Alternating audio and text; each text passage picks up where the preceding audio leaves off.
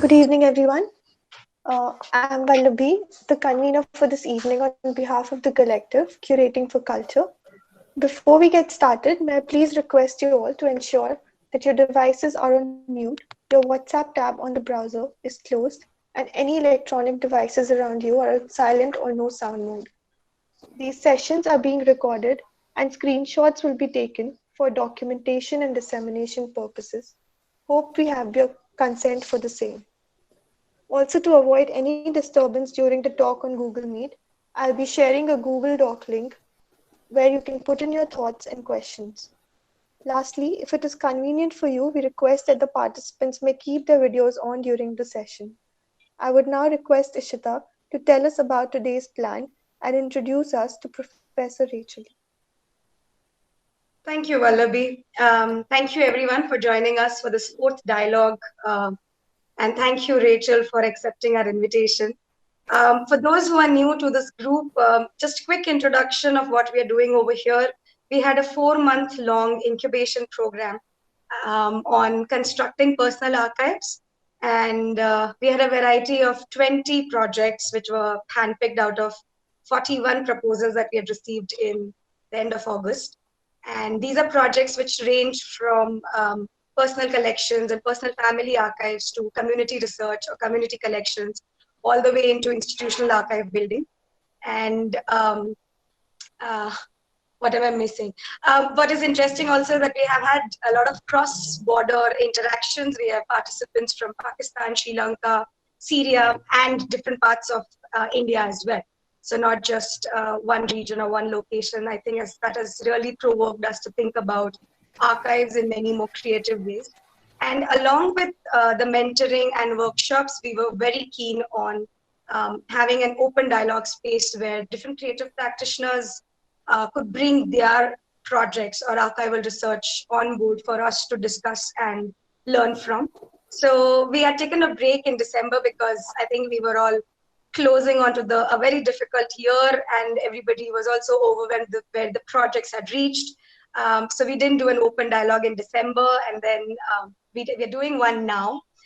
So it also sort of builds up a continuity for what's coming next, which is the finale for this program. And it's a public showcase of the 20 projects where we want public engagement. We want people from different walks of life to come and engage on these projects, see where they're growing, but also propose collaborations, because these projects are obviously at their most formative stages. And it would be wonderful if more people came in and joined hands. So 27th and 28th of February is when we have the finale. And if you watch out onto our social media handles at Curating for Culture, you'll find more information on that soon. So that's about what we are doing and why we are here. Moving on to introducing Professor Rachel Lee. I've been following her work ever since I came to Bangalore, because that's the first historian everybody tells you about when you reach Bangalore. And I am from a field of history and architecture. I'm not kidding, Rachel. I mean, it really happened to me. There were so many people. Have you seen Rachel's work? Have you seen Rachel's work? And I'm like, no, I haven't. So I think I waited for good 4.5 years to have a one-on-one interaction. We had a shorter one, I think, in June when you had joined Dr. Anuradha Siddiqui's lecture. But yes, I mean, I've been reading about your work, but it is more interesting to be able to do a one-on-one conversation. For the formal introduction, Professor Rachel Lee is an assistant professor of architecture and urban history at Delft University of Technology.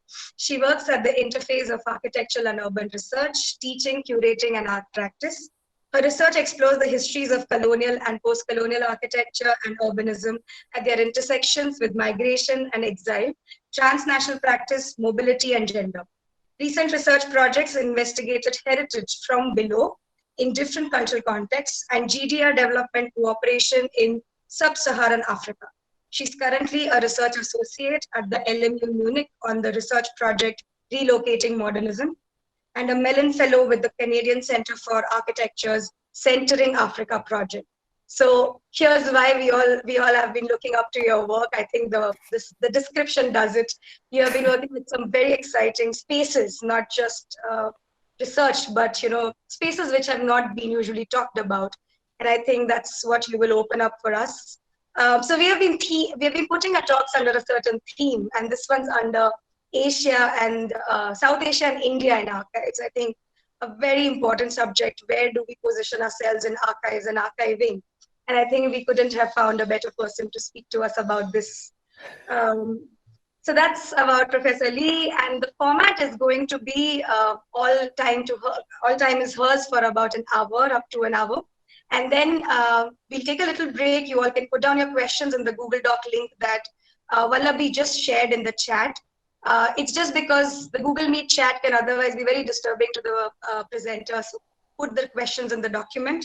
And then from there, I'll moderate it and open it up to an audience conversation, open dialogue, as we call it. So that's about it. Thank you so much, Professor Lee, and over to you.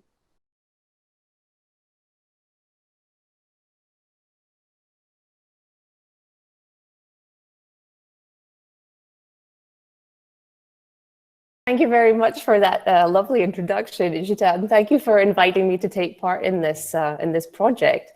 It sounds so fascinating, and I'm really looking forward to the outcomes that you were talking about and finding out more about these archives. Thank you also to Vallabi for organizing this, and thank you for everybody for coming to listen to this this story that I'm about to tell you. It's going to be kind of split in two parts. I'm going to talk about Otto Koenigsberger and his work in India, and his archives. And to begin with, I'll give you kind of a whistle-stop tour of his projects in India, so you get more of an overview of his work. And then in the second part, I'll move on to discussing the archives. And my approach to them, which is based on, and I'm going to be reading parts of it actually, based on an essay that I wrote with Anu Siddiqui in her, it was in the Sesame Journal, Comparative Studies of South Asia, Africa, and the Middle East, a special section called Architecture as a Form of Knowledge that she edited, and my essay in that collection is called Engaging the Archival Habitat, Architectural Knowledge and Otto Koenigsberger's Effect. And it's very much based on my PhD dissertation, which I'm going to tell you a bit about now. So let's move on with the presentation. Yeah, so this is Otto Koenigsberger at his desk in New Delhi in 1950. Which was shortly before he left India and returned to Europe, where he spent the rest of his career and life based in London. Once he was back in Europe, he began working at the Architectural Association. He was one of the co-founders of the Department of Tropical Studies there, and he became an advisor to the UN and to other international organizations like the World Bank, as well as to nation-state governments on housing and planning issues, particularly in the so-called Global South. And his thinking about housing and urban development was quite significant, I think, in that part of the 20th century. So in the 1950s, 60s, 70s, he was a bit of a He was quite pioneering in quite a few ways, and his work is still considered important. So that was the second half of his career, but I'm going to look at the formative part of his career, which was made in India in exile. So I'll introduce you to him and his work. Here he is as a young boy in Berlin. He was born in Berlin to a Jewish family. His parents, Georg and Käthe, his father was an architect. His mother was a housewife and looked after their 4 children. Koenigsberger grew up in a suburb of Berlin called Grunau, in a house with a lovely garden that went down to the river. It's quite idyllic. His father actively discouraged him from wanting to become an architect because he said there's not much money in it, which may very well be true, but he continued his trying to achieve his goal of becoming an architect, and like many, I think everybody at that time who wanted to become an architect had to apprentice as a builder for a year in Germany. And here you can see him standing on a roof of a building with a brick in his hand as part of his apprenticeship. He went on to study architecture at the Technische Hochschule Berlin, and it was around the same time as the Bauhaus, and you tend to think of the Bauhaus as being this very progressive school, and the Technische Hochschule Berlin was not, according to many accounts from that time. It was it was very much based on the Beaux-Arts tradition of architectural education, and was quite stuffy, as Julius Posner put it, and you can kind of see that from the building. However, his professor, who guided him through what we would now call his master's projects, Hans Pölzig, was not stuffy in the slightest. He was an architect that inspired his students to really become themselves and express themselves through their work in the way that they wanted to. He wasn't interested in having sort of little carbon copies of himself, as some of the other professors at the school did. He encouraged students to find themselves through their work and to value that. And that's the kind of education that Koenigsberger had, which probably was quite unusual at the time. These are some examples of his projects in Berlin from that time. You can see the first building that he completed was this summer house on Usedom in the Baltic Sea from 1931, when he was still studying. Then you can see his diploma project on the top right, which was the design for a zoo. And then below, there's a design for an Olympic village, which won the Schinkel Prize in 1933. And the Schinkel Prize is a German-wide prize that's awarded to emerging young architects. It's an annual competition, and yeah, his design was chosen as the winner. And the project that he worked on probably most intensely during this period was a maternity hospital in Berlin, which is very close to the museum island, and has recently been converted into apartments. Yeah, so he was employed after he graduated from the Technische Hochschule Berlin. He was employed by the local government as a government architect, which was a very fortunate position to have at that time, because the economic crisis had begun in Germany, and it was very difficult for graduating architects to find paid work at all. You can see he also had an interest in town planning. There's a design for a development plan for an area of Berlin on the left, and he also had an interest in sort of low-cost, small-scale housing projects as well.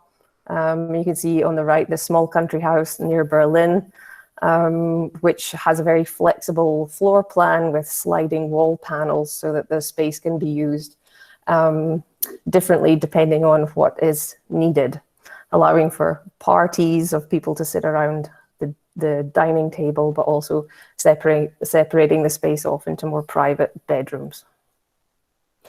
He won the Schinkel Prize. His work was also published in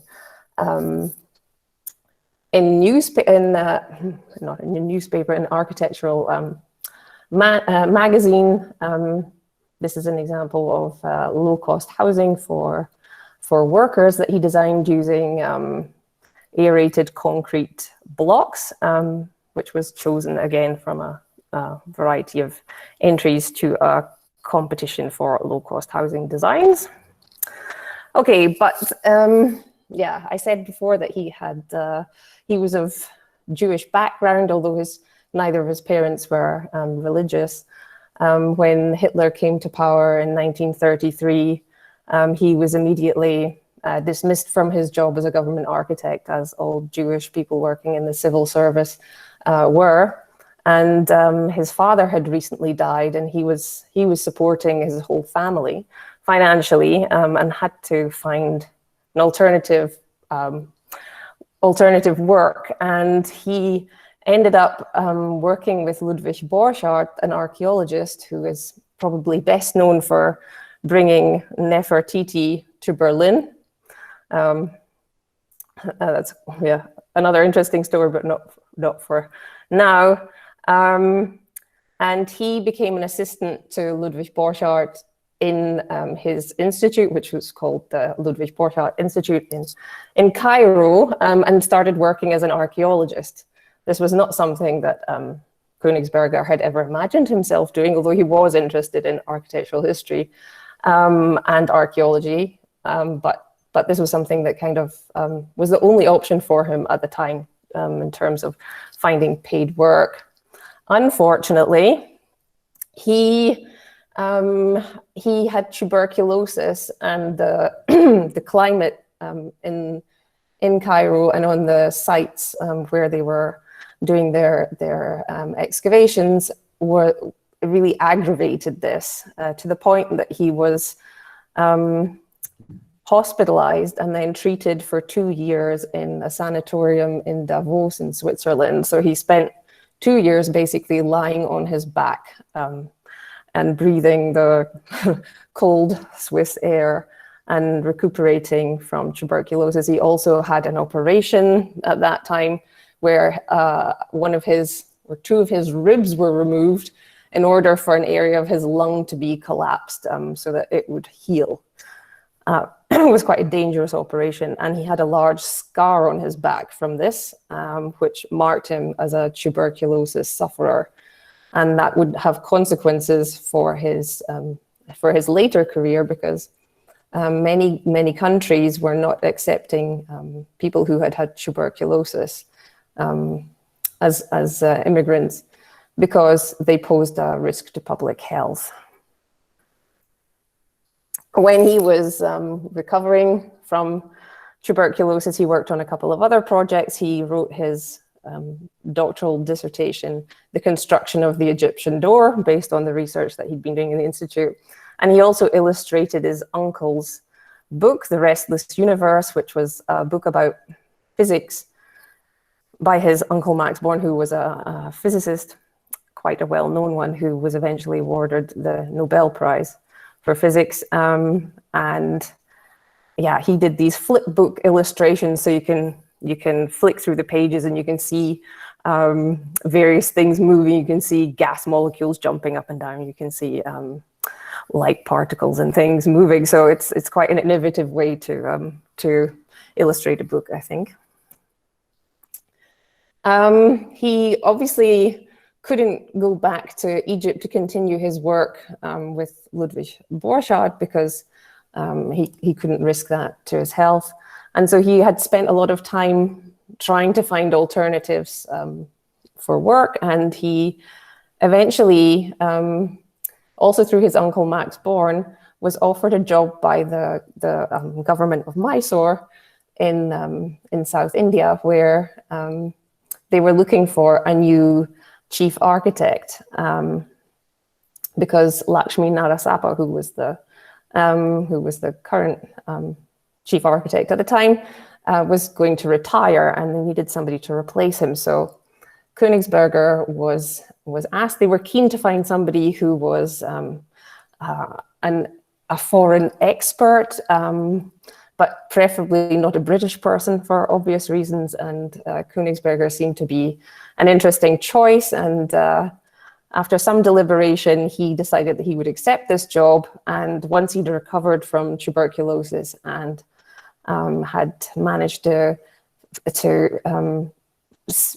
get the family's house sold and all their, because they all had to leave Germany by this point. His mother went to the United States, one of his sisters went to London, another one went to the United States, his brothers also went to the UK. So the family was leaving Germany because it was clear that things were going to get worse for Jewish people. And yeah, he he was responsible for making sure that all this family's property was kind of wrapped up, and that took quite a long time and was also quite challenging. They lost a lot during that time. And he then, having accepted this offer from Mysore state, took the Gneisner ship from Southampton to Colombo in Ceylon in 1939, just shortly before the outbreak of World War II. I included this quote because I think it's quite interesting. It shows how he's immediately interested in the architecture and its climate responsiveness. So he wrote to his mother from Colombo shortly after he'd arrived there, "I have a large room from the ceiling of which hangs a large fan with 4 70-centimeter long blades. The rooms are very high to allow the hot air to rise. The fan then pumps the hot air back down onto the unlucky resident below. This sounds very impractical, which it is, but without a fan, it would be absolutely impossible to sleep in this humid heat." So this is the kind of thing that he wrote to his mother. It's maybe not what you would expect. I don't think it was what I expected, but it was something that I found quite interesting. So he worked in Bangalore. He was based in Bangalore from 1939 until 1948, and he worked under different devans and governments during the time here. So I've split this part of the presentation into these different governance periods. Yeah, as you, I'm sure, know, Mysore was quite a progressive state and was interested in town planning and architecture issues, and also had a real focus on education and sort of industrial development.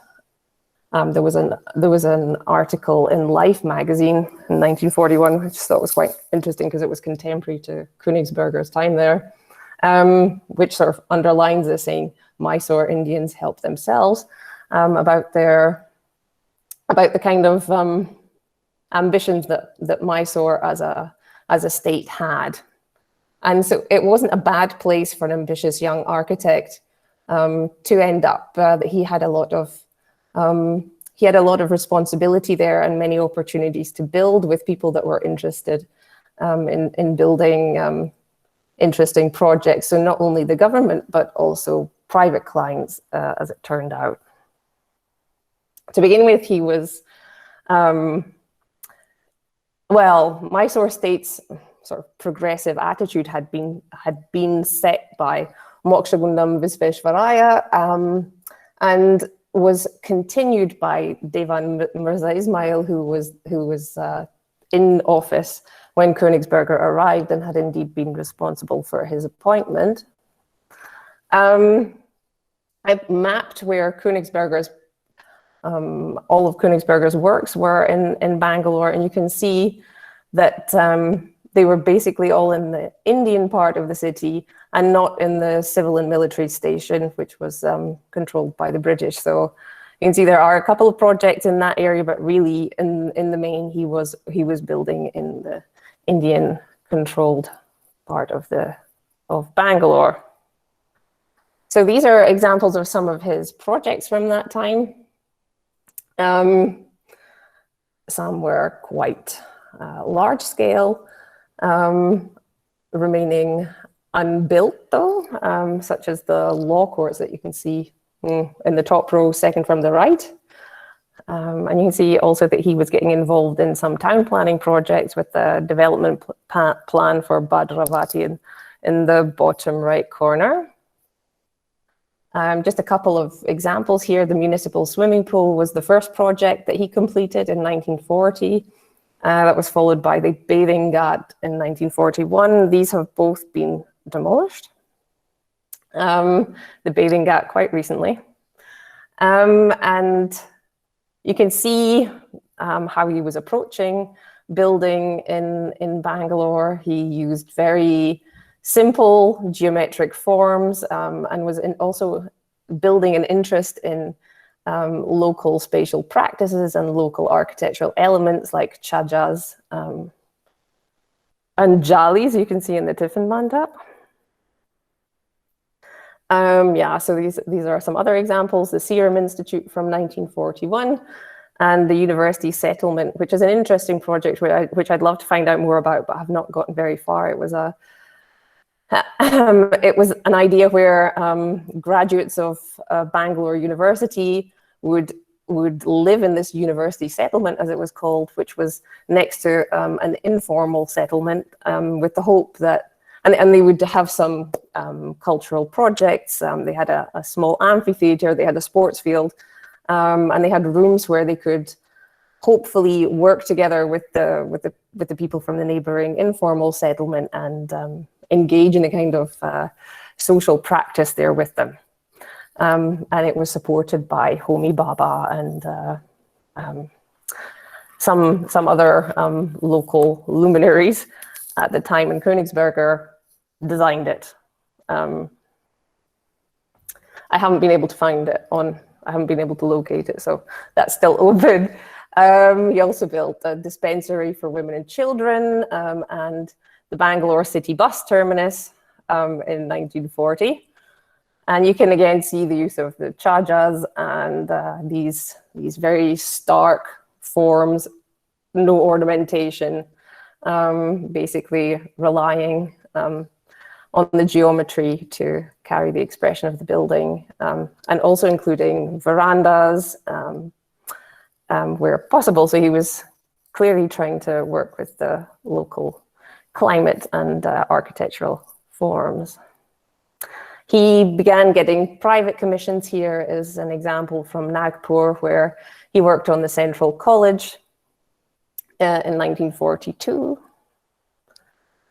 And also, this building is still standing, the Principal's Bungalow at the Maharani College in Bangalore, which included, this was the Principal's Bungalow, and it included a servants' quarter, which you can see on the plan on the right as a sort of curving element at the top of the plan, which was kind of innovatively for that time actually attached to the main house by a pantry. So the pantry was the transition space between the private house and the staff's quarters.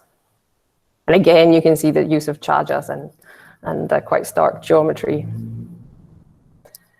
So working with Mirza Ismail was not the easiest thing for Koenigsberger to do.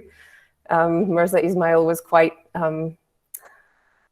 interested in including domes and clock towers on buildings, which Koenigsberger found completely superfluous and a waste of money. He wasn't into expressing things in a sort of a grand way. He wasn't into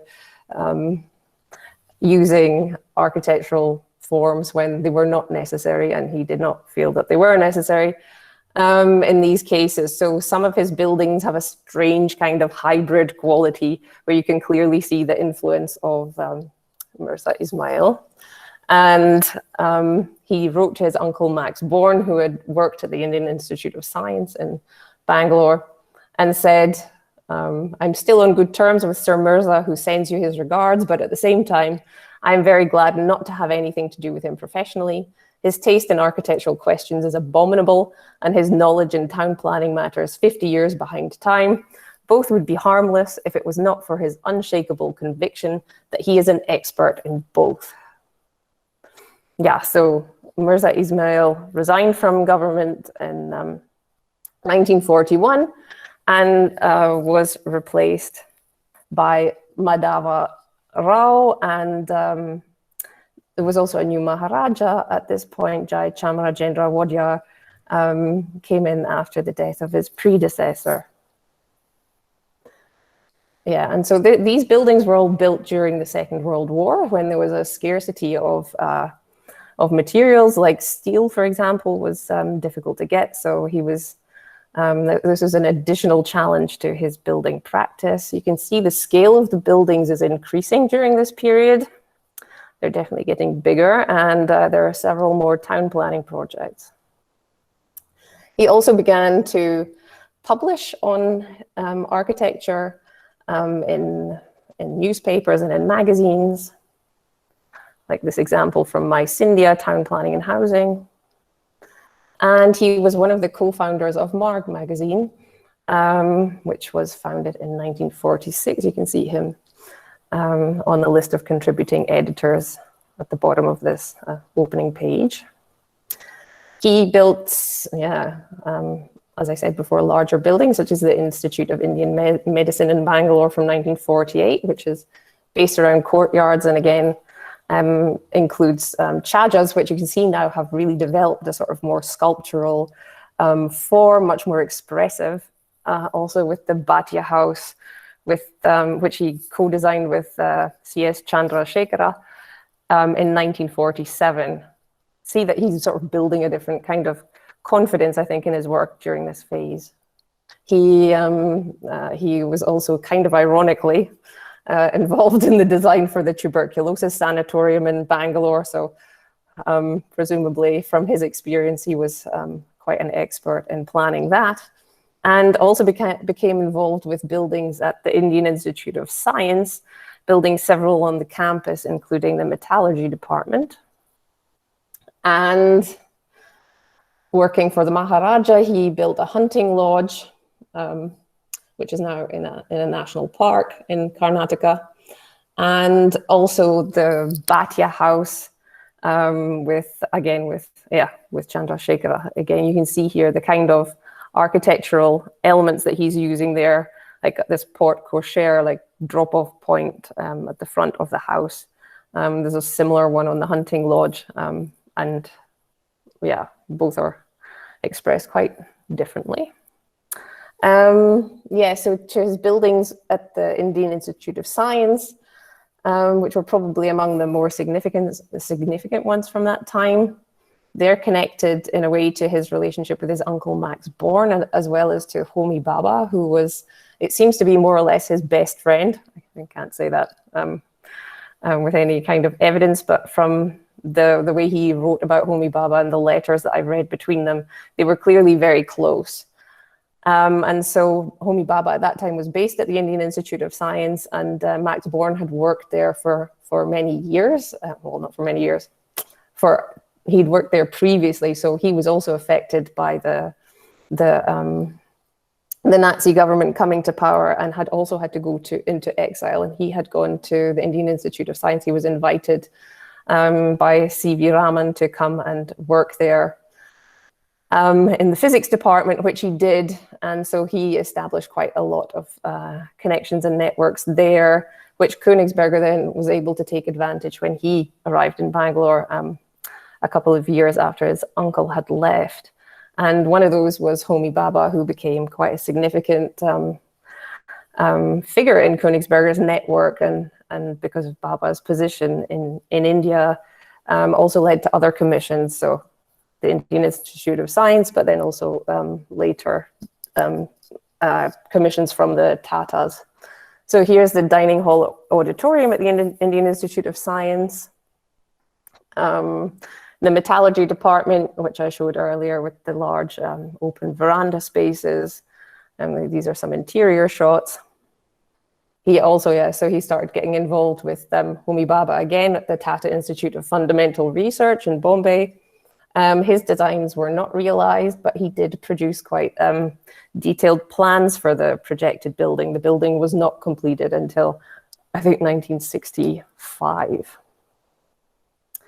Yes, then he began working with the Tatas themselves on some planning projects, such as this layout for workers' quarters for the Swadeshi mills in Kurla in Bombay.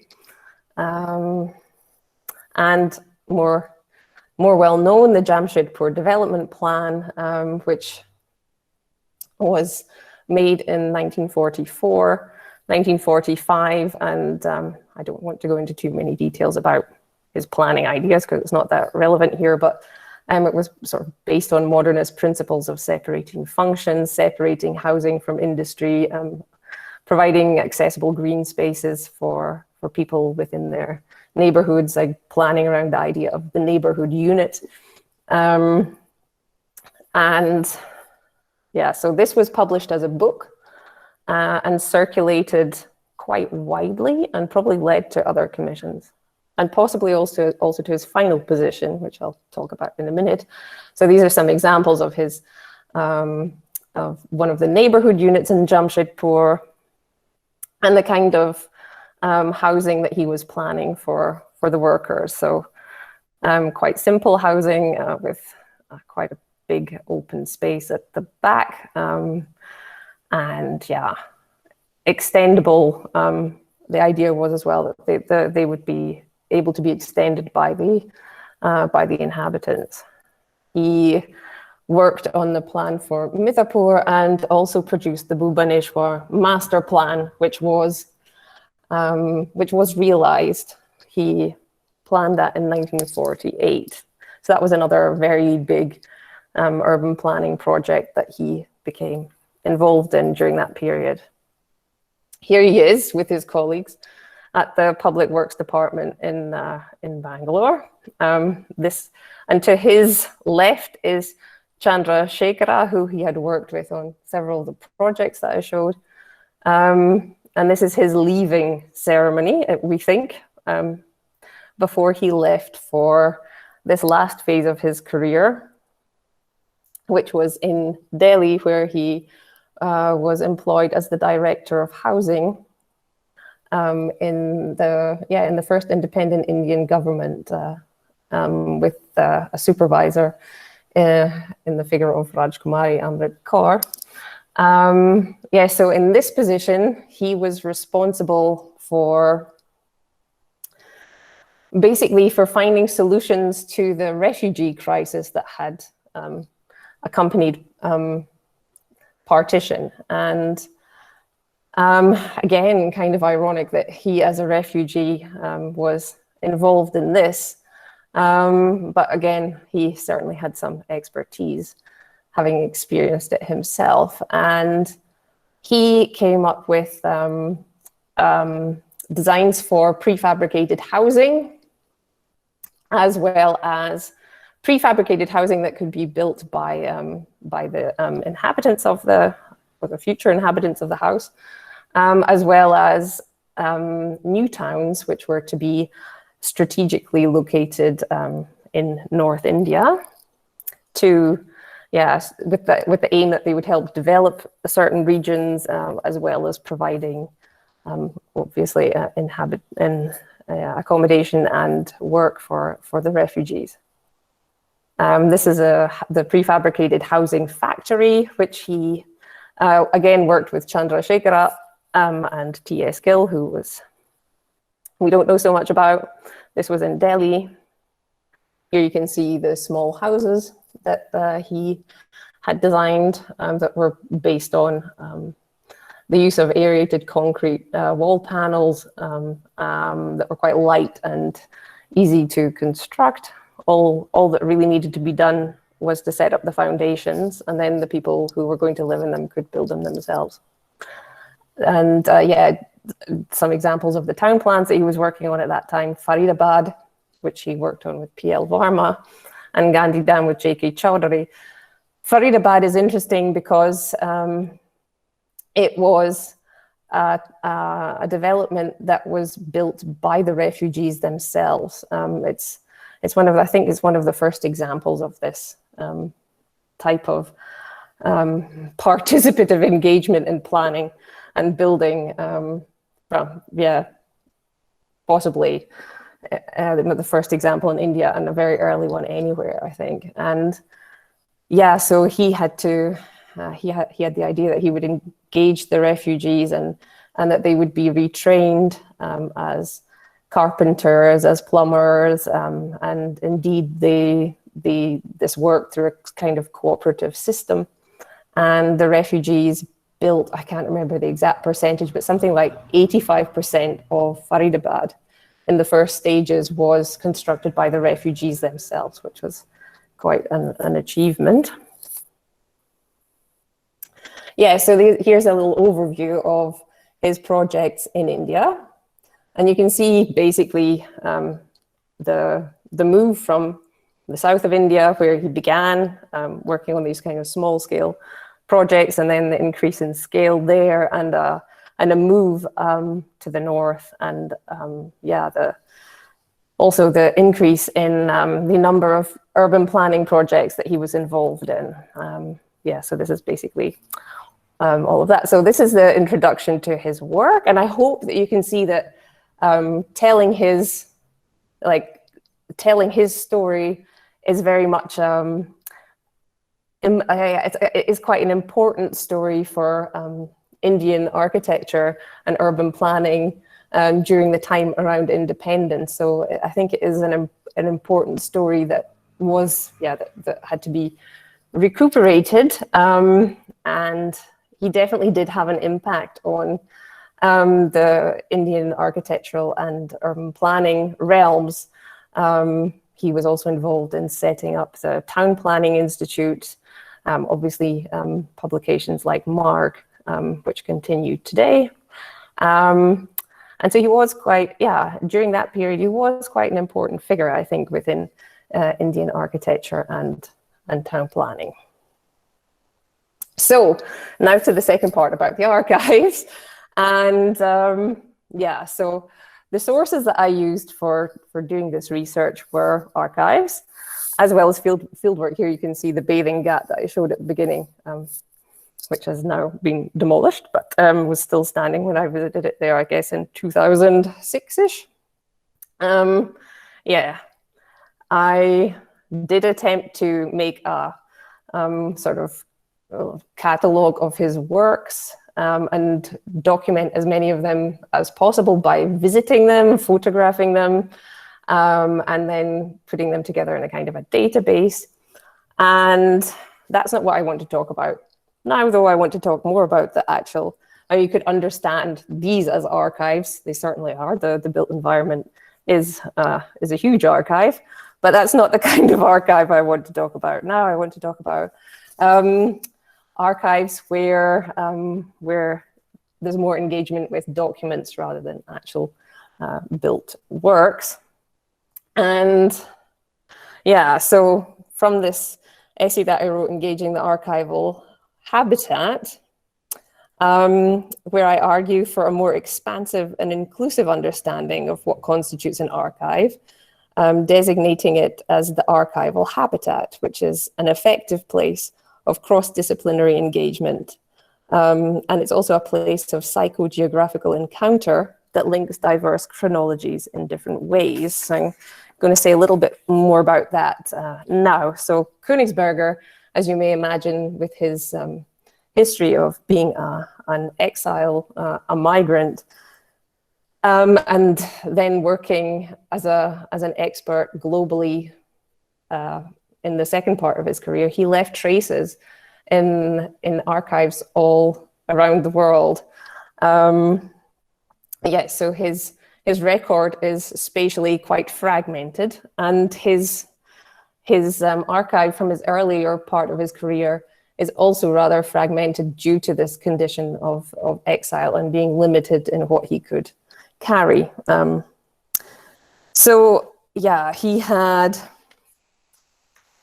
I found information and material relating to his work in state and institutional and private collections in Bangalore, in Berlin, in Bhubaneswar, in Cairo, in Cambridge, in Chicago, in Jamshedpur, in Liverpool, in London, in Mumbai, in Paris, Pune, and Zurich. And I'm sure this is not an exhaustive list. I'm sure there is relevant material relating to Koenigsberger in many other places as well, but these are the ones that I was able to consult, some in person and some digitally.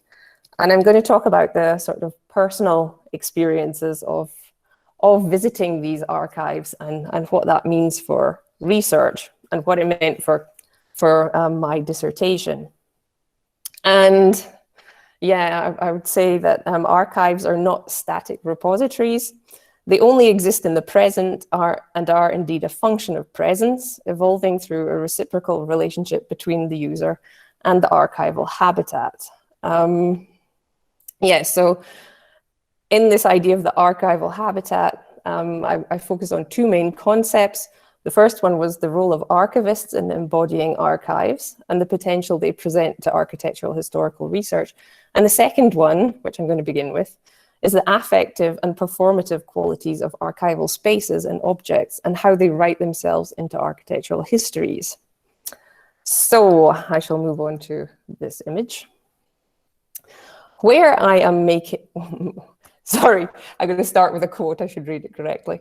Where I am makes a difference to who I can be and what I can know, wrote Jane Rendell in her delineation of her practice of sight writing, echoing thinkers such as Donna Haraway, Rosie Braidotti, and Sandra Harding on situated knowledge and standpoint theory, while expanding the emphasis they place on social positionality in order to incorporate physical places.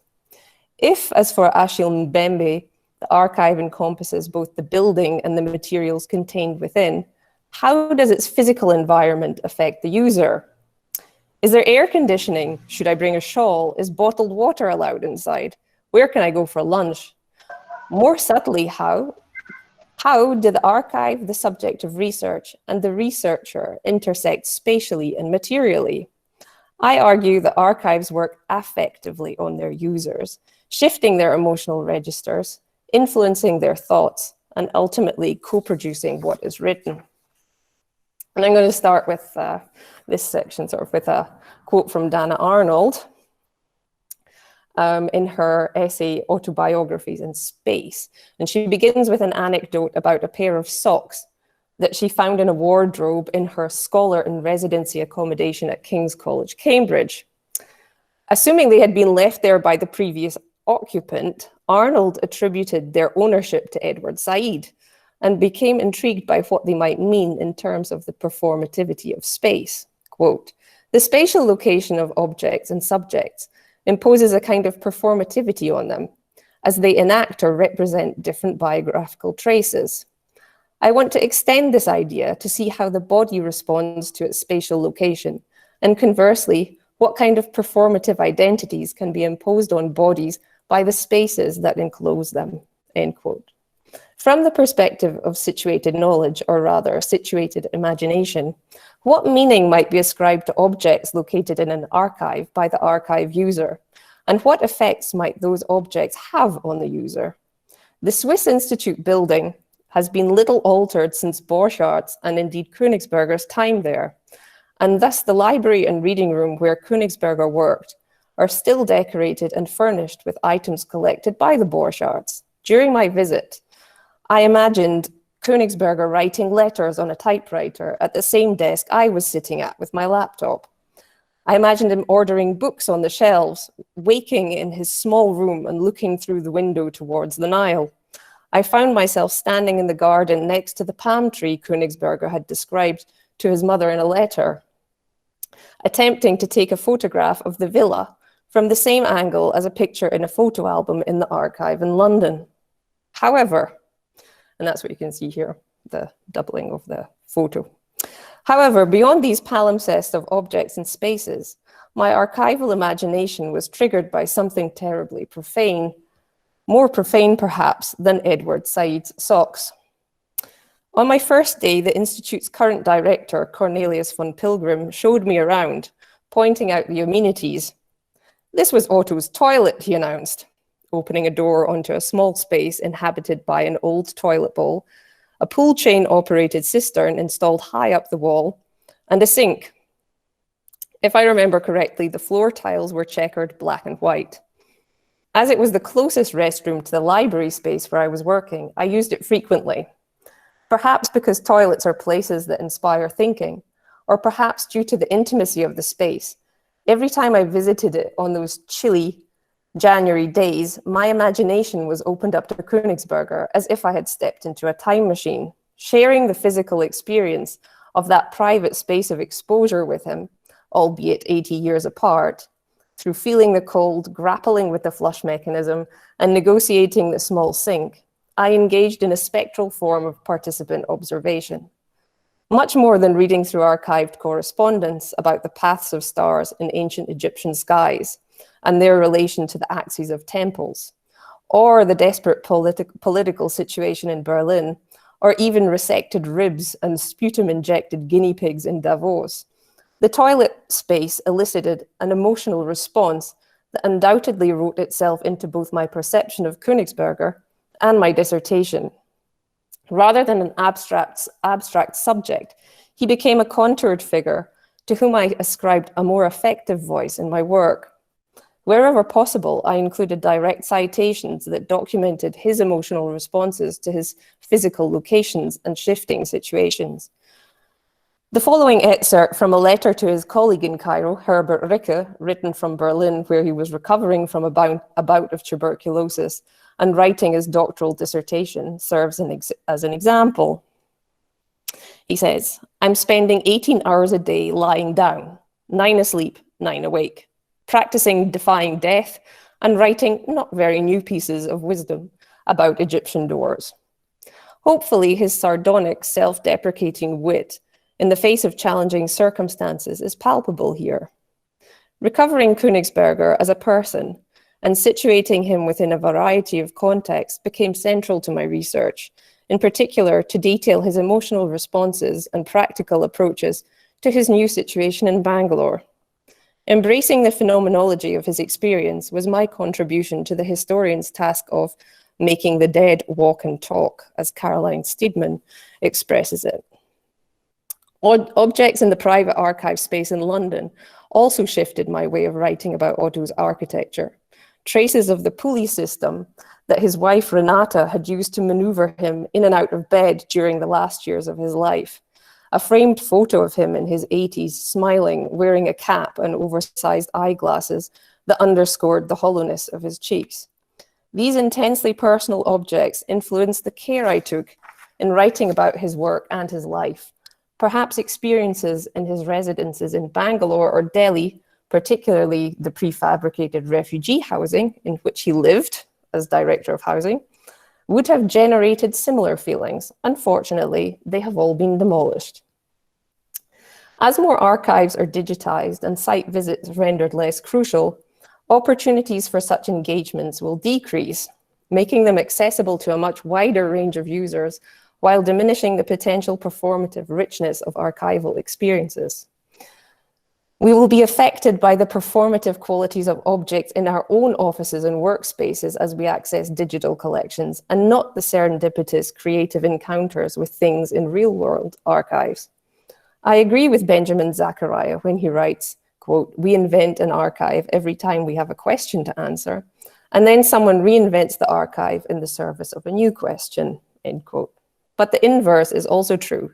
The physical environments of archives and the objects they contain beyond their collections invent us too. Ascribing the affective quality of archival collections to the territory of the archival habitat also demands that the provenance and ownership of the collection is questioned.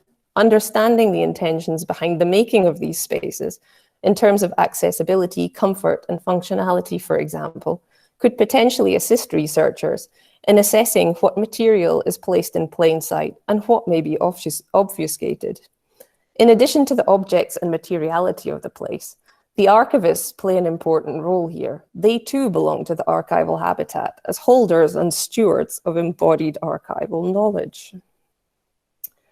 So move on to Renata Koenigsberger. And Renata Koenigsberger, as I mentioned before, she was Otto Koenigsberger's wife. And she was a really key figure in my dissertation. I don't think I could have written it without her and her input. And we built up a lot of trust over the years when I was researching it. And I'll say a bit more about that in a minute. But yeah, she was a doctor of chemistry. She had a PhD in chemistry. So she was also quite a remarkable woman for someone of her generation. So she did, however, she was also a gatekeeper of some sort and controlled access to Koenigsberger's materials that were still kept in their house. On my first visit, having been guardedly invited into her home, but still in the process of grasping the situation, I gestured towards a photographic portrait on the living room wall and blurted out, "That's Nehru." There he is. Well, yes, of course, she replied. I'm convinced that my ability to recognize India's first prime minister, a figure perhaps of whom many of her visitors were unaware, at a distance of about 26 feet, not only broke the ice, but was the first step in gaining her confidence in my research. Pictured without a Gandhi cap and with an unbuttoned collar, R.R. Bharadwaj's photograph of Jawaharlal Nehru is an unusually intimate portrait that expresses vulnerability, stoicism, and disappointment. Nehru had signed the photograph and given it to Otto in 1953, 2 years after he had left India in ignominy, after the failure of the first state housing project for refugees. Hanging next to Otto's desk, it was an important object and a personalized memento of a person Otto profoundly respected. When I first saw the portrait, however, I was aware neither of its story nor even of Otto's personal connection to Nehru. Indeed, the fact that very little had been published on Otto Koenigsberger's work was a contributing factor in my choosing to research it. As Otto had been professionally active in a wide range of geographies, knowledge of India was not a prerequisite for studying his work, yet for Renata it clearly was. The hung portrait of Nehru acted as an additional litmus test, a means for her to begin assessing what she would divulge and how much access she would allow. Renata granted me permission to photograph the material that pertained to architecture and planning projects, but was cautious about sharing more personal documents. The box of family correspondence that is now at the Jewish Museum in Berlin, for example, was not open to perusal. She occasionally dipped into it, selected a letter, and read an excerpt aloud. During my final visit, which had been planned as a friendly chat over coffee rather than a research appointment, Renata transgressed a massive boundary. Awaiting me on a chair in the hall was a box of documents that had not previously been shown. Take a look at that lot, she said, gesturing towards the box. It's the prefab housing project. Surprised, I inquired where she had found it. Oh, I hid it at the top of my wardrobe, she replied dryly. Go on, open it. Intended to provide low-cost, self-built housing for refugees from Pakistan following partition, the prefab housing project had been of national significance. However, its failure had cost Otto his job as director of housing and catalyzed his move to the United Kingdom, where most of his family had settled. On previous occasions, Renata had briefly outlined the project, insisting that there was no documentation beyond a few photographs and plans of the small houses. This box, full of reports, official correspondence, and press cuttings, told a very different story. It was the best documented project in the archive. Circumspect of the negative impact such material could have on her husband's legacy and acutely aware of how deeply the failure of the project had affected him, Renata had very actively discouraged me from pursuing my interest in it and buried the evidence. It was with a churning stomach that I began photographing the documents. Despite knowing their contents intimately and being one of the very few people who were privy to Otto's account of the saga that had left him feeling very bitter, as Renata put it, she did not want to share her opinions. You look at this yourself. I'm going to lie down, she said, leaving the room. Her version of the prefab housing project died with her 9 months later. So here you can see some of the material from that box. It's a letter from Amrit Kaur to Koenigsberger about his resignation. And yeah, so to conclude, which I will now do swiftly, yeah, a little bit more about some thoughts on archives from this essay. So Stuart Hall contends that contemporary artists from minority or marginalized communities have been obliged to become their own archivists. Boris Groys asserts the futurism of making an archive as a means for someone to survive one's own contemporaneity and one day to reveal his or her true self. Following these proposals, self-made archives may be read as sites of resistance, providing potent correctives to state-based or institutionally curated collections through multiplicity of archives with an emphasis on the plural. In Koenigsberger's case, state archives however critically interrogated, build a very limited picture. Along with gender and race, as explicated in the Rani of Sirmur, migration and international mobility caused ruptures in official archives, and exile resulted in very particular types of archival entries, for example, as a Jew in Germany and as an enemy alien in India. Flight for fear of persecution limited the type of material constituting a personal archive to that which could be carried on international journeys, in Koenigsberger's case by ship. Meanwhile, if working with a variety of archives in different places and piecing together histories from a range of sources is generally a best practice for history writing, it is essential for writing histories of migration, as is the turn to what have been analysed as alternate, minor or counter archives. Koenigsberger's forced migration in the 1930s and his later international mobility as a globally recognised expert left traces around the world. It would have been impossible to rely on sources within India alone to construct this particular narrative of South Asian architectural history without Koenigsberger's own collection and the archive of the Swiss Institute in Cairo to locate his buildings in India or fathom what he had constructed there. His self-made archive proved essential in grasping Mysore State's building and planning practices in the 1940s and Tata and Sons' approaches to urban development, as well as the housing policy of the emergent nation state. This fragmentation and dispersion has enormous implications for historiographical approaches originating in South Asia, the most obvious being that some histories can only be written in partnerships that bridge national borders, as fraught as such notions of partnership may be for those with a consciousness of colonization. Whether this baseline condition represents tragedy or promise depends on the perspective, and certainly South Asian scholars have subscribed to either or both or neither. In the long process of writing Koenigsberger's history of the Mysore and India to which he belonged, I have hoped that readers might imagine historiographical partnership as fully as he imagined the architectural sort, as constituting a life world, a habitat, that the historiographical value of such a habitat is tethered to the career of such a singular figure in Indian history, is perhaps made richer by the complications, contradictions, and risks of valuing this particular figure, a male European and putative outsider, as central to India's modern heritage. Yeah, and finally, just want to come to my final conclusions.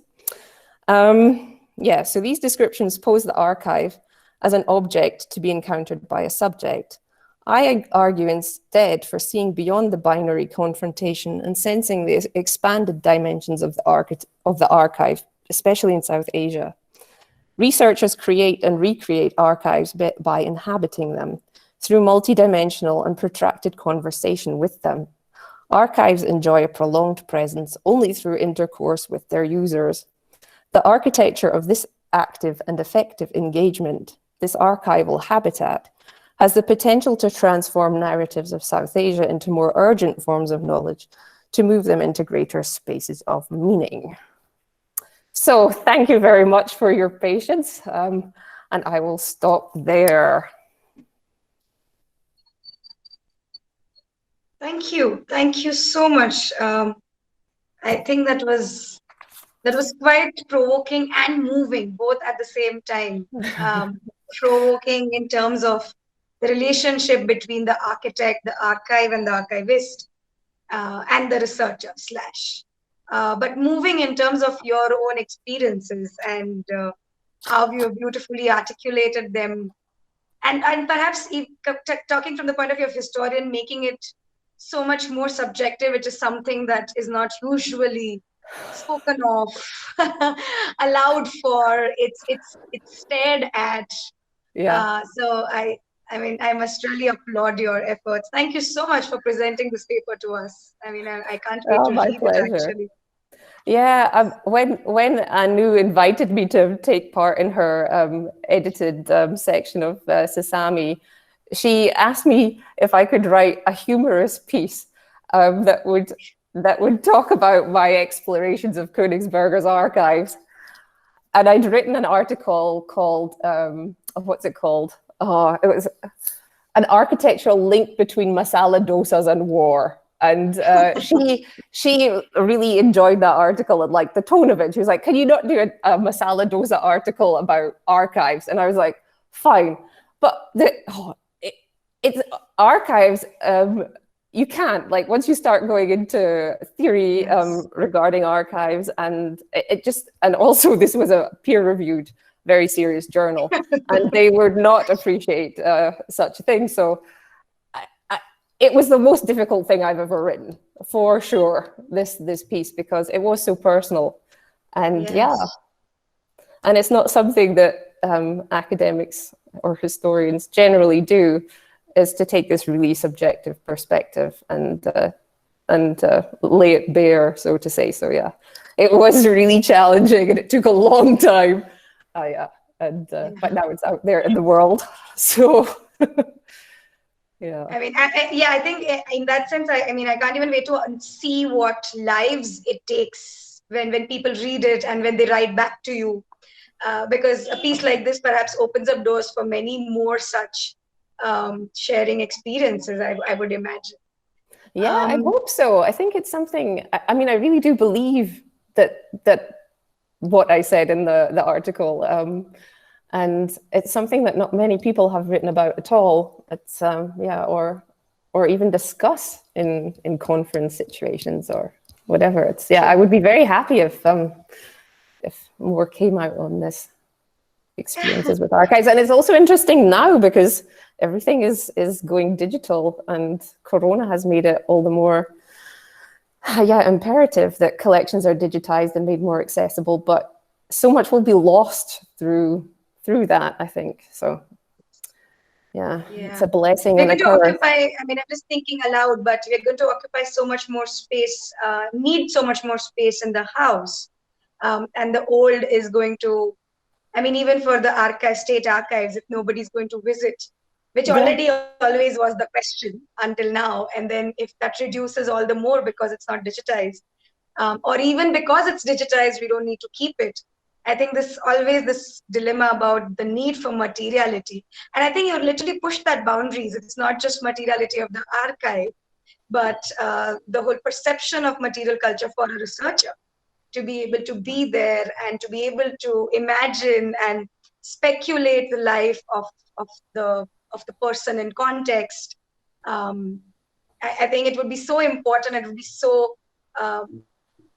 be so worrying if it got lost or it got taken away because everything's moving on the screen.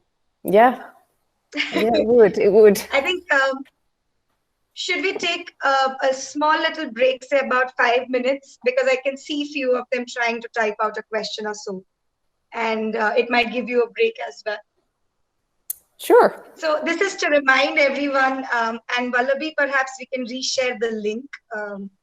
That there is a Google Doc link which we are using for everyone to put down their questions, comments, and then we can go back to the document and moderate using that, so that we can even connect different questions from one to the other. I also feel that what you shared was so perhaps intimate and moving that perhaps taking 2 minutes would be a good idea for everyone. Yes. Yeah. I did feel that in that moment, especially when you mentioned about the wives opening up to you. Yeah. I think it must have been really difficult for you. Yeah. It was undoubtedly. Yeah, she waited right until the end before she shared that with me. And yeah, it wasn't easy for her at all. She couldn't look at it. She could not bring herself to look at the material with me. She had to leave. Yeah. It must have been tough. Yeah, she was quite a lady, Renata Koenigsberger. Yeah. Okay. I want to start with the last point which you left us with, and that's something that really it has been a question even with the working group. As archivists, we are very concerned about, or our starting position is usually the idea of cataloging and the idea of information architecture. And the more I've been working across these different scales in terms of self-archiving or self-made archives or community archives and then institutional requirements of an archive, the format of the catalog does change. So I'm curious, first of all, if Otto had cataloged his own archive. Was that, if it was there, was it useful? And if it was not there, then was it difficult, or was that useful? He had not catalogued his archive.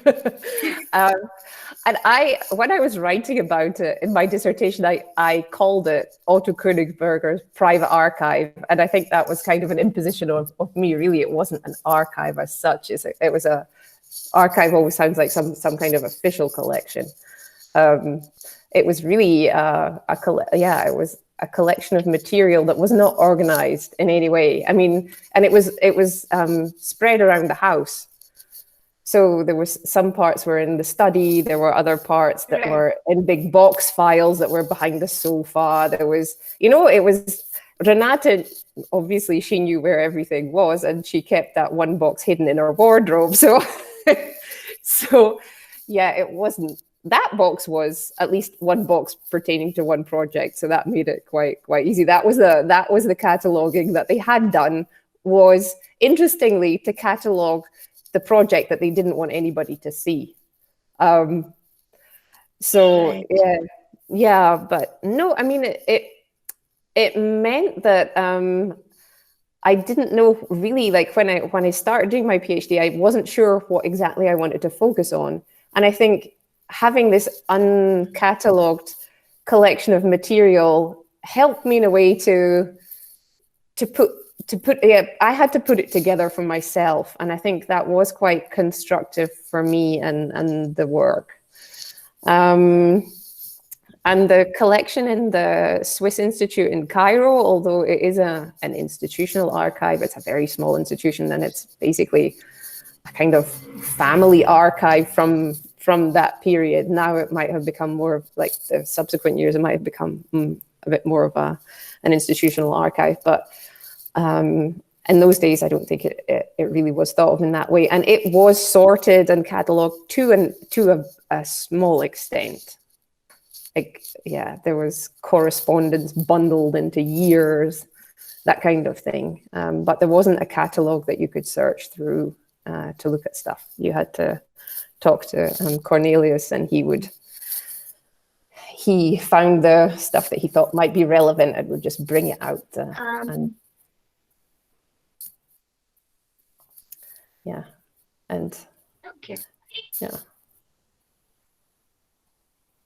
But it is always. Other thing which I noticed. So now I'm sorry. Thinking about cataloging and how I was doing my PhD, so I had the privilege of being able to spend several years working on that project. So time was not really a major pressurizing factor. And sometimes, though, more recently, going to an archive that has a digital catalog, like, for example, the Tata Central Archive in Pune, is quite well cataloged, and finding information quickly when you only have a couple of days to spend in the archive is obviously it's obviously helpful when you don't have to look through all the boxes. But it's not the same. It's a completely different experience. What I was hoping for is perhaps what you said earlier, is that the unconstructive might feel messy, but it also allows you to read into the archive in your own ways. Yes. Rather than being told how to read it. And if there is, even in terms of archiving, even is there really a balance to achieve this? I mean, I don't know. I'm just putting it out. Yeah, no, it's a good question.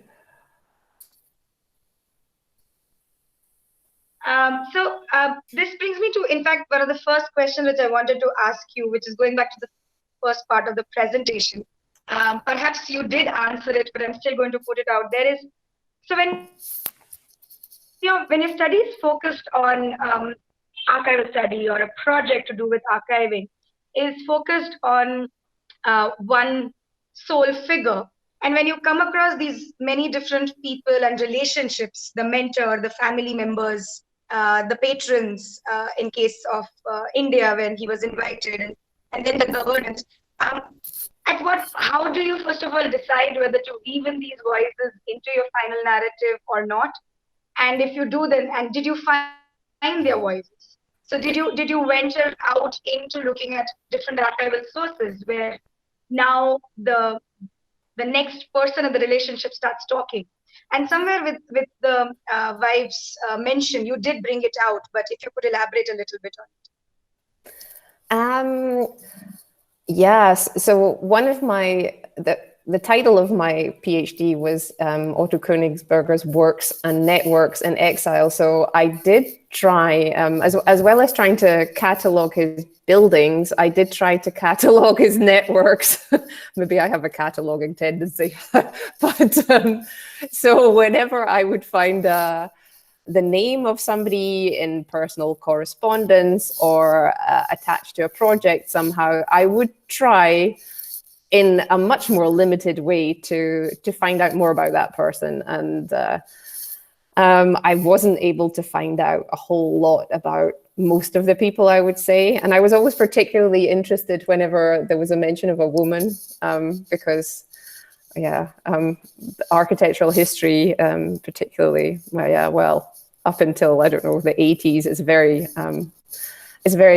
very male canon, let's say. And whenever there was a woman who was the client, like Shanti Ranga Rao with the Women's College in Nagpur, I did try to find out as much as I could about her, but not to the extent of actually visiting archives that may have contained information. I just didn't have that kind of I just couldn't do it in the scope that I had. But it's interesting because people have contacted me to ask me if I know more about these figures, because they appear in some of the essays that I've published and things. And now somebody, Felix Driver is his name, he's working on Shanti Ranga Rao as a research project.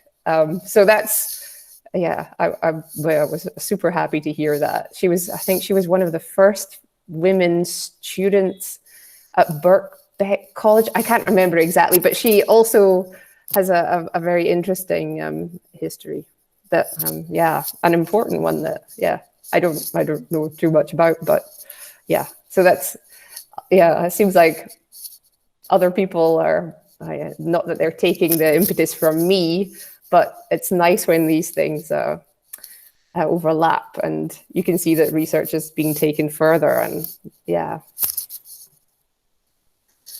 and what was the second part of the question? I'll take time for one. Sorry, I think there was a second part of your question. I've forgotten what it was.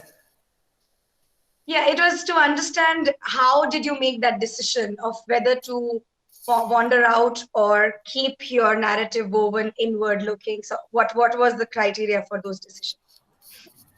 Basically, time and the kind of the possibilities that were available to me, and also in terms of funding and funding research trips. I did my PhD basically on my own money, and it wasn't until the final year that I had any kind of funding. So I was quite limited in what I could do, and that's me saying that from a position of being like a European researcher based in Berlin, in quite a privileged position. That it was also quite challenging for me to come to India and to visit archives and the buildings. So it was a financial and a time constraint.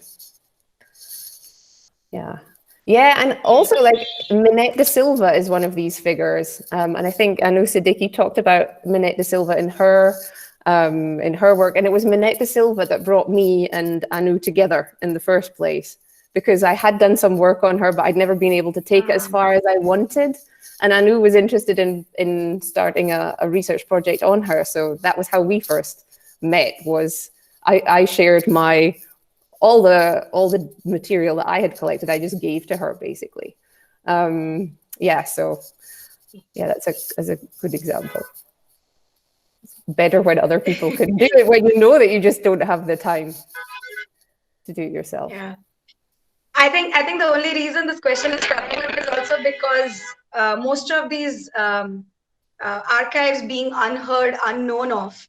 When the only thing I've seen is when you venture out into one direction and suddenly all these different pockets start opening up, there's this temptation that let's not let this go because you don't know when will somebody else preserve it, and let's not that go. And then this whole idea that, you still want a very focused, layered narrative, what you want to arrive at. But you are aware of the fact that, these other histories are equally underrepresented. Yeah. And what do you do, and how? I mean, you wait till you meet the next researcher, perhaps, as you said, and feel good about how it branches out. I have one more question, and then I think I'll open it up to everyone else. I was noticing in the first half of the presentation how most of these archival images were not really speaking of materiality, tactility, or people in the images. Now, I'm just curious if you made that selection from the collection that you had, then why? If not, then is this what the archive had? And what does it really tell us about documentation and the state of archives then? Well, I think this is maybe a particularly architectural tendency. I think most of the images of the buildings were taken by Koenigsberger himself. And architects often want to portray their buildings as the buildings, and they're not so interested in having people in the photographs interfering with their work. Not that he embraced this participative approach quite early on, so I don't think that was really his way, but it is the architectural photography tradition generally is not to include people. Maybe Sarah could say something about that. She might also have experience of that. But yeah, so those were the images in his archive, and I didn't select them. But there are a couple that have people on them. There's one of the bus station, the bus terminus, where you see a guy in the foreground, and I like to use that one because it has people on it. Yes, and the one with the swimming pool where there's somebody on the diving board, and so I mean, you can see the difference it makes to that photograph to have the people in it. And it's disappointing when you have these very, and the buildings are all whitewashed. They're very stark, and you don't get much of an impression of the materiality. I think also, I think photography was very expensive then as well. So it wasn't like he could afford to take many pictures of the buildings, and so probably also couldn't take pictures of the materials. I mean, there's one building in Bangalore where the chajas are covered in granite dust to give them a kind of, almost sparkle. But they've been painted, so you can't see them in that state anymore. And it would be great to have images, but there are none. Yeah. Again, so just want to connect these dots because architectural history and heritage conservation seem to have a very, very unusual gap. And somewhere more so, I'm starting to read into these images and the material to be able to understand whether they can really even help conserve. And what you just gave as an example perhaps stands for it, that, if the photograph doesn't have those details or it doesn't speak of those materials, it does become difficult to conserve or, even preserve the building for what it was, especially buildings which are hundreds of years old. Yeah, definitely. Okay, so I'm going to hold other questions, and Mevish, over to you.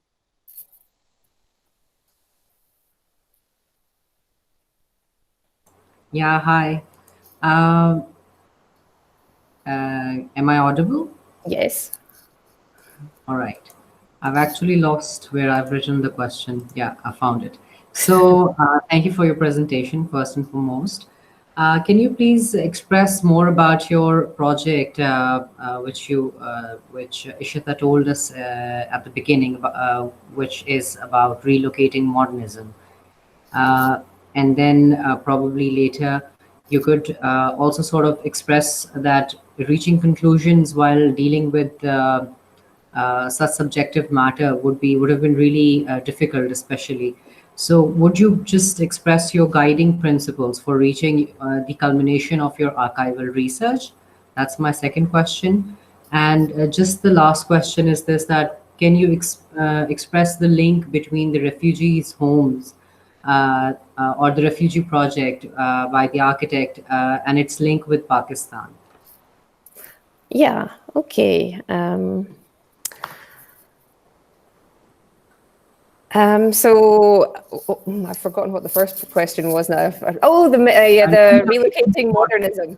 Yeah, so that's a project that was at or is still ongoing at the Ludwig Maximilian University in Munich, and it's a 5-year funded ERC, European Research Council Consolidator grant project, which included 2 postdocs. I was one of the postdocs, and 3 doctoral students. So I co-wrote the application together with the professor Borcu Doramaci, who is leading the project. And the idea was to look at, to try and get away from this Western canon of modernism as something that sort of began in, especially in architecture and art, that it began in these European centers, Vienna and Paris, and then spread to London to some extent, but and then at some point to the US. But this is the kind of narrative that is generally associated with, and to say this is not what we think was happening at all, and look at it through the perspective of exile and migration, and to look at what effects exiled architects and artists had in different cities around the world. So we were looking at 6 cities. They were they are Buenos Aires, New York, London. Then I was looking at Bombay. Then there was also Shanghai and Istanbul. So it was trying to tell histories of modernism from an urban perspective and from an exile perspective. So we were looking at how the urban environment was affected by these exiled artists and architects, and also what kind of spaces developed in those cities where art exhibitions were held, where the migrant artists and the local artists could meet and exchange ideas. What were the kind of forums that existed or developed for collaborations?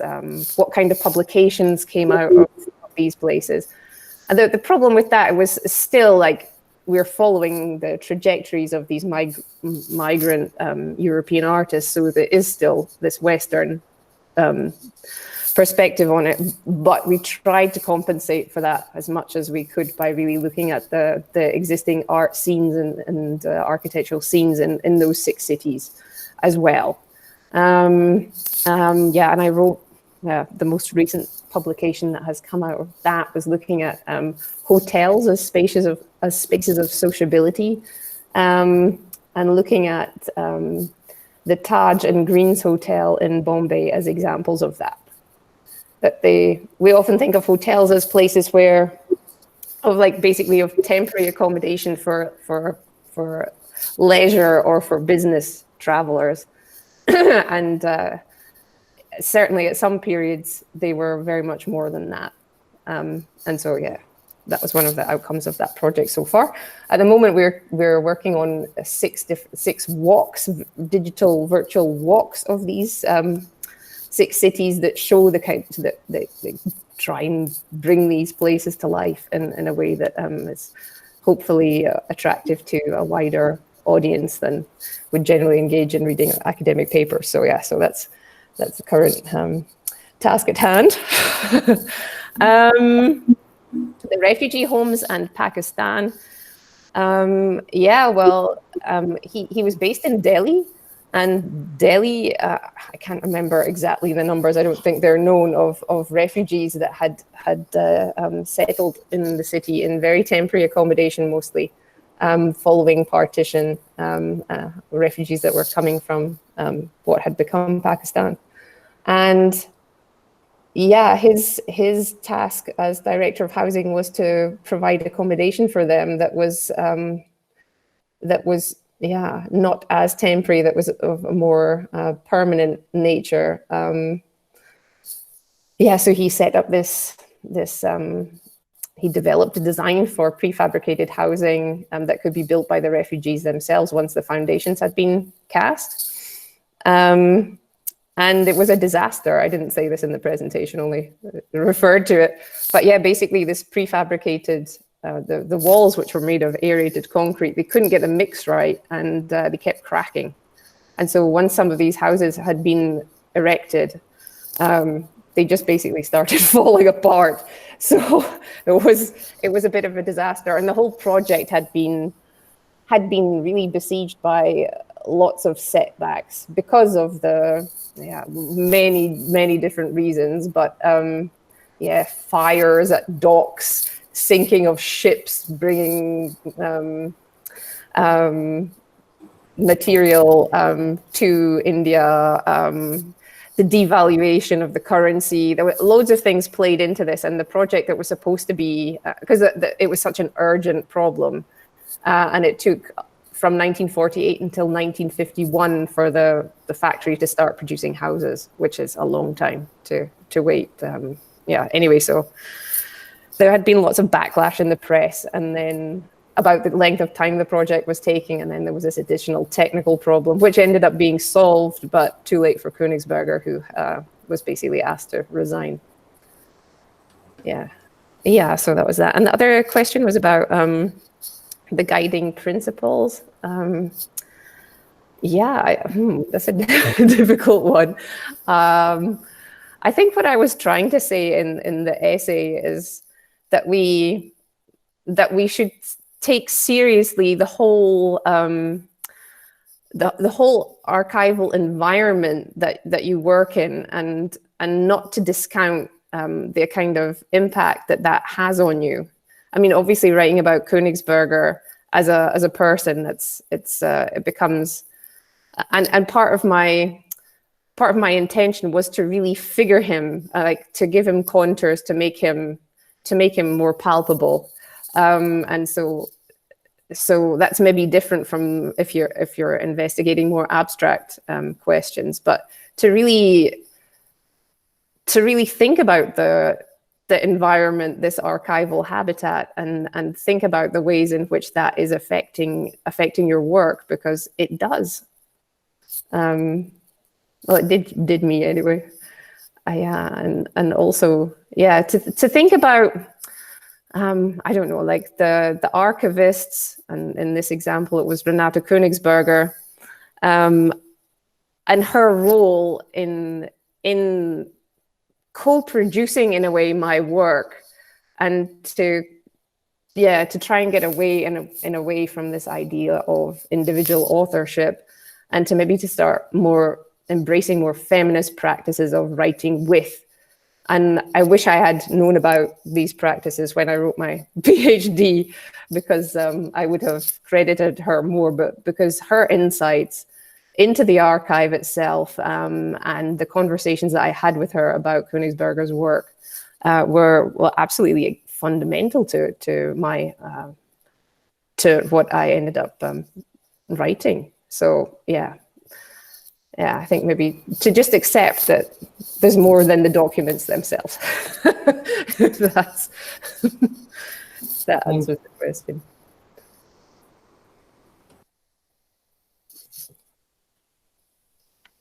Thank you, Mevish.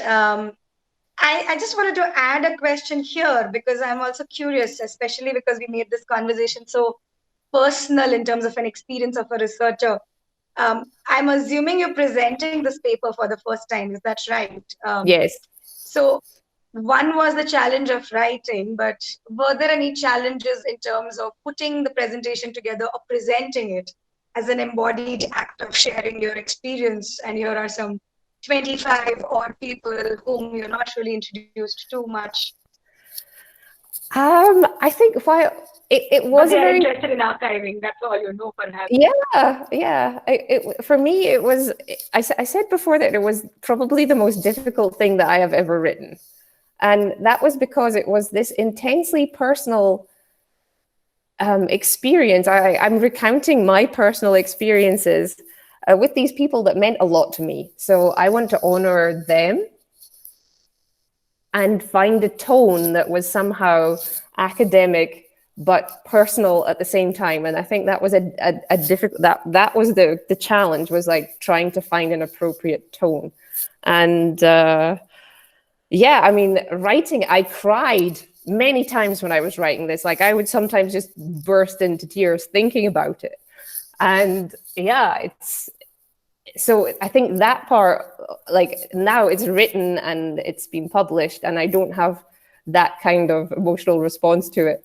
I still do actually a little bit. When I was looking through and deciding which parts I would read in the presentation, I was like, Rachel, you have to control yourself. You can't burst into tears when you're reading a paper to people you don't know, as you say. But yeah, it is strangely emotional and moving.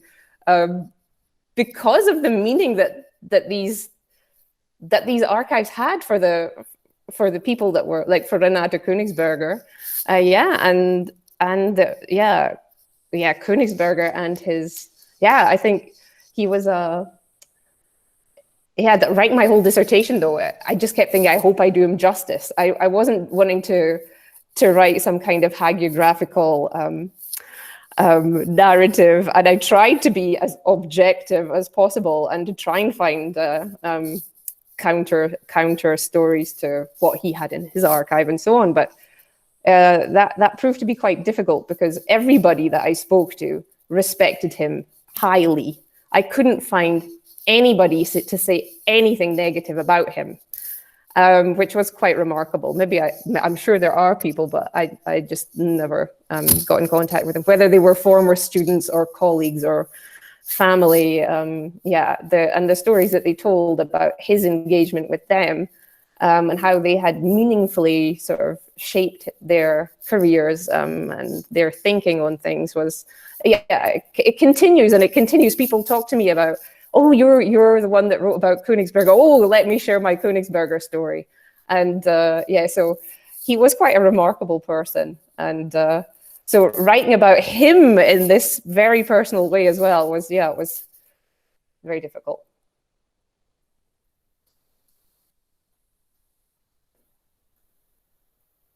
Yeah, I think, again, I'm bringing it up especially because some of the participants of this program have been working with such very personal memoirs of their family members, not just, I mean, not even that much of a distance, which perhaps you have brought on board, but there are granddaughters talking about grandfather whom she's never met, and or a granddaughter whose grandmother is just around, but is perhaps in the most vulnerable state of life, and so on and so forth. So I mean, we've seen what Archives and Memorabilia has been doing to each one of us, and then when we come and share, it does to the whole group. So I mean, it was just to understand a little more in terms of experiences, and I think bringing this emotionality, if I might call it, or the sensitivity, to a more academic space. I mean, not to say it didn't have it, but I think, you always had to be careful with it, or put it in a third person or a certain format as desired. So I think that breaking of that shell is very comforting, perhaps, for me to hear it again. It changed. Over to you, Ash. Yeah.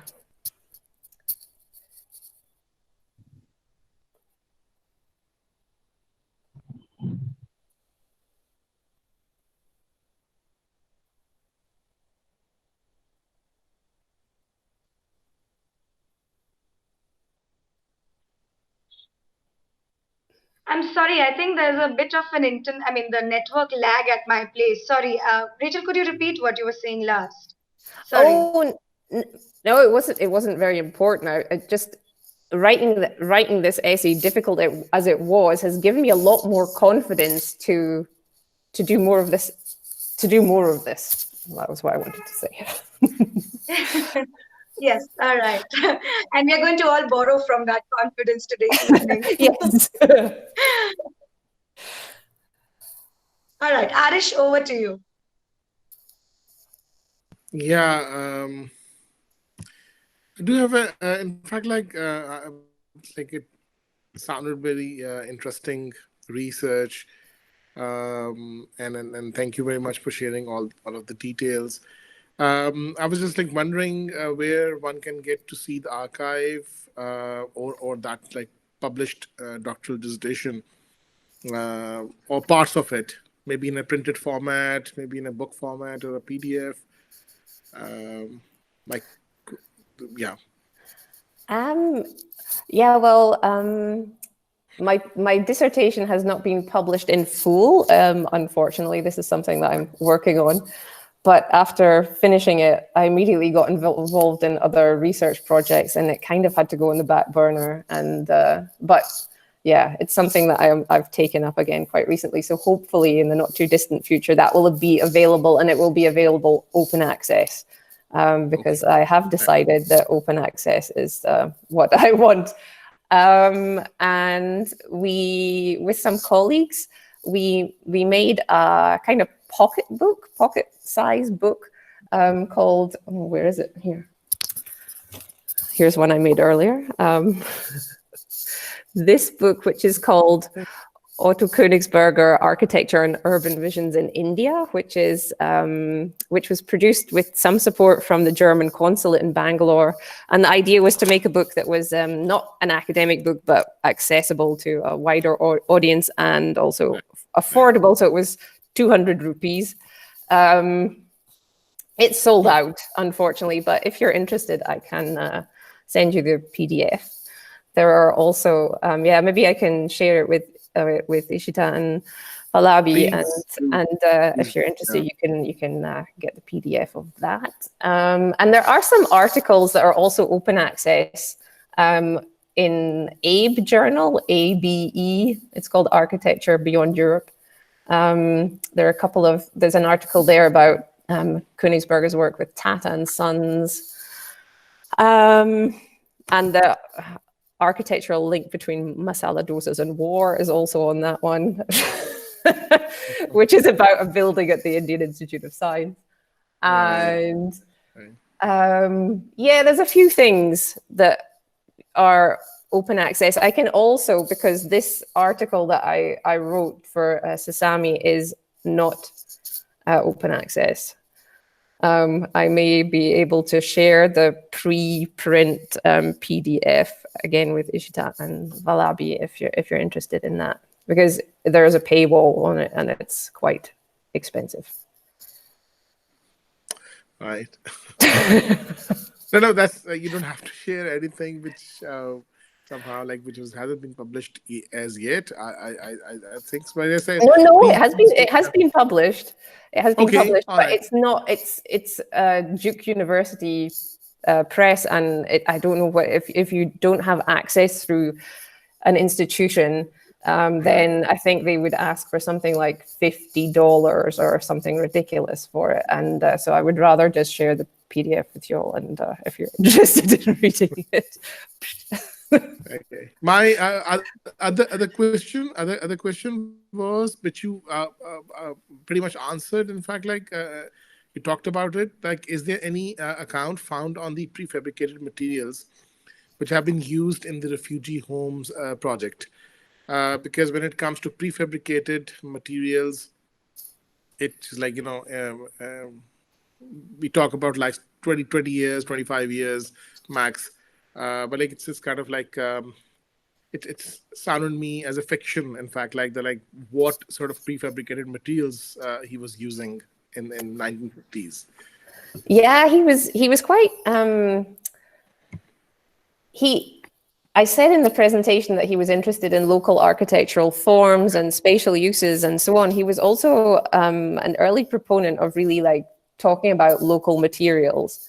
And trying to employ local materials. And for him, concrete was a local material. And so the walls of the prefab housing units were made of aerated concrete, which all the materials for the concrete came from the Delhi region. And this is what caused the issues with the manufacturing process, because the process, I think, was a Swedish one, and the kind of concrete mix that was in Sweden was clearly different to what it was in the Delhi region, and they had trouble getting the mix so that it worked. But it only became apparent that the mix had not worked quite like after the panels had been employed in the building, which was far too late. Some of them did crack during the production process, but many of them only started cracking later. So clear, yeah. I mean, it was an awful situation. I don't know if any of these houses are still standing. The factory that produced them is now called Hindustan Prefab Limited, and this is, yeah, they didn't used to have anything about Koenigsberger on their website, but now they do. So if you visit their website, you could see some photographs of him with Nehru and. Absolutely. But they were some set up on the factory premises. I don't know if they're still there. I've never had a chance to go and visit, but I doubt it. I think, I mean, yeah, they were meant, I don't know how long they were meant to last, but definitely a couple of decades, I would say. But they didn't, they just crumbled. Oh, right. Okay. Thank you. Thank you very much. Thank you, Arish. Okay, I'm very confused with the two devices. I'm sorry. Arjun, you wanted to ask a question, so we'll move on to yours. Sure, yeah. Professor Lee, thank you. I think it was a delightful account of Koenigsberger and his contribution, mostly to the city of Bangalore. It's a city that is home and a city that I study as well. So thank you for that. But yeah, as I listened to your account, I thought there were many parallels with the life of another German botanist and architect / planner, Krumbiegel, whose legacy in Bangalore is something that you can't miss. Although the timelines didn't particularly match, Krumbiegel was here far earlier than Koenigsberger was. But in your research, did you find any accounts of them having known or worked with each other? This question was also stimulated by your discussion on archives and the materiality of archives and how they have to be accessible to people. Because for me personally, Lal Bagh and the trees of Bangalore in general are a living, breathing archive of Krumbiegel's work and his legacy. Yeah. So these were my thoughts on the talk. So yeah, and the question as well. Yeah, thank you. It's indeed, they did know each other, and their time did overlap. I think when Koenigsberger arrived, Krumbiegel was semi-retired, but I don't think he ever really properly retired. And although he wasn't trained as an architect, Krumbiegel, he did build quite a lot. We see some of the buildings in Lal Bagh. And they worked together on some projects. So the Brindanvan Gardens, the irrigation system was designed by Koenigsberger, but the garden was designed by Krumbiegel. And Koenigsberger respected Krumbiegel immensely and enjoyed their interactions. There are some very nice anecdotes about Krumbiegel in some letters that Koenigsberger sends to his mother. Letters to the mother were like a major source, funnily enough. Yeah, so he describes him as an older man with a cigar, I think, and then something about how, despite having lived in India for so many years, he still speaks English with a really strong Saxon accent. Other things too. No, there was a lot of mutual respect, I think, there. Sure, thanks. So, Wrong mic. Um, thanks, Arjun. So we have reached our time limit, but if you give me permission, I have one last question. There's nothing else in the Google Doc, but I was very curious about your question. I mean, your insistence, or rather the curation of the presentation, and I think it's also for the larger research that you use the lens of governance. And the time, not just time period, but time period defined by governance to look at the work. I am interested in how that connects to understanding the state of archiving and state of archives. When we see the Divan's period, and then first Divan, and then the second Divan, and then when Nehru comes into power, do you see a connection between Otto's history, the governance, and the state of archives? Oof. There's definitely, I think the reason that I organized it that way is because you can see there's a clear impact on his projects by the different during the different governance periods. I don't know if it really worked its way into his archive. There were other things that may have been more important in that. For example, well, one thing was the cost of photographs. So some of his projects are quite well documented, particularly the earlier ones where he was more conscious, I think, of putting together a portfolio. But after he'd established himself in Bangalore and was really, he had many building projects running simultaneously, and he was tremendously overworked. I think he didn't document them to the same extent. I think he was really more sort of, I don't know, he chose which ones he was going to photograph, and some of them are really not documented well at all. Like some of the buildings in like there's some schools in Hassan, and I can't remember, but probably building sites that he wasn't able to visit as often as well. That probably had more of an impact,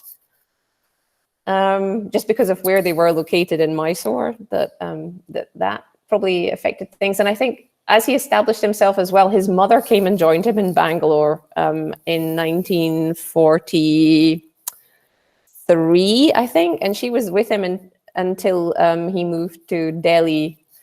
And so I think that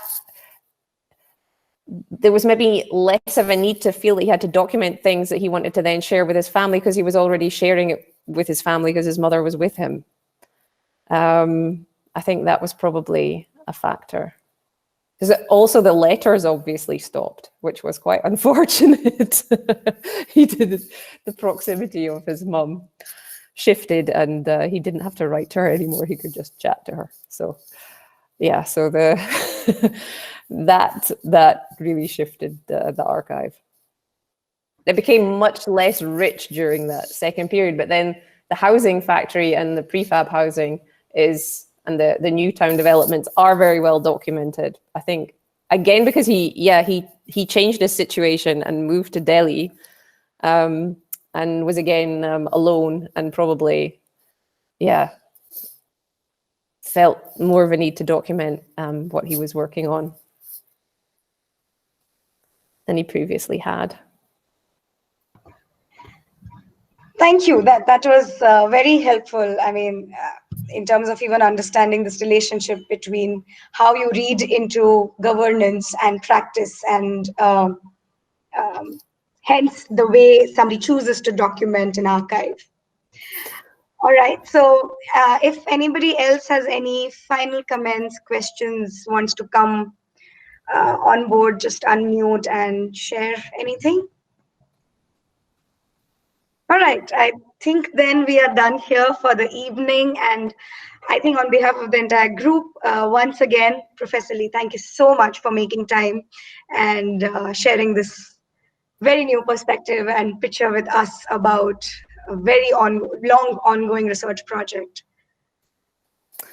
Yeah, thank you very much for the invitation. It really was a pleasure to share this with you all. And I look forward to hearing more from you soon.